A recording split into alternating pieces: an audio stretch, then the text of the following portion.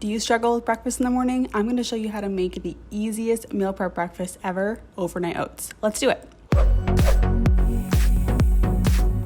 If you're unfamiliar, overnight oatmeal is basically oatmeal that quote unquote cooks by soaking in milk overnight in the fridge. The oats absorb most liquid and it's just like regular oatmeal. Today I'm making a simple batch with peaches, regular 2% milk, brown sugar, chia seeds, and cinnamon. And in a bit we'll get into other ingredients you can use. So watch to see how it's done. You can use instant oats instead of rolled oats, aka old-fashioned oats, but steel cut oats won't work as well for this method. I'm using half a cup of oats per container, and that's what I recommend for pretty much any recipe you're using. To sweeten my overnight oats, I'm using brown sugar, but you can use maple syrup, agave, honey, regular sugar, or really any sweetener you're into these days. As you can see, I'm eyeballing it pretty hard here, but I recommend anywhere between 2 to 3 teaspoons per batch. That should be fine.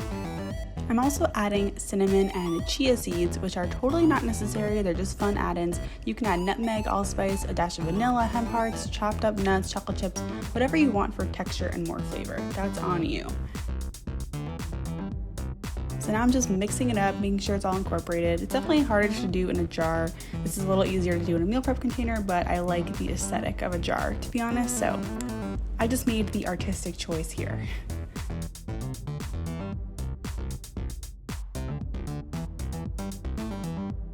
Fruit is great in overnight oats.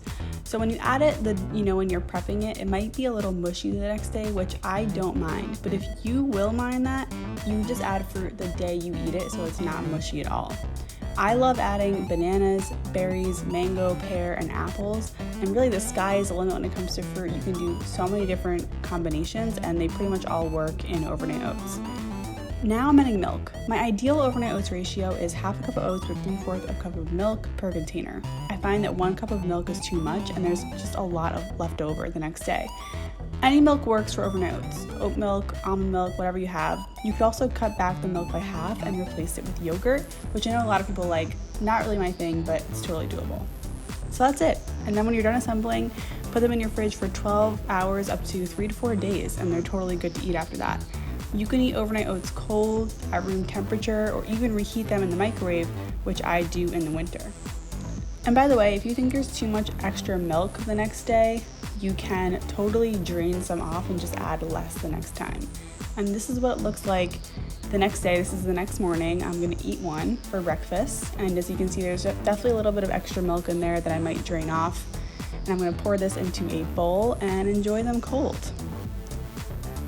I hope that this inspires you to prep some overnight oats for the week if you're struggling with breakfast. Again, this is super fast, super customizable. We have a full recipe in the description, and I appreciate you so much for watching.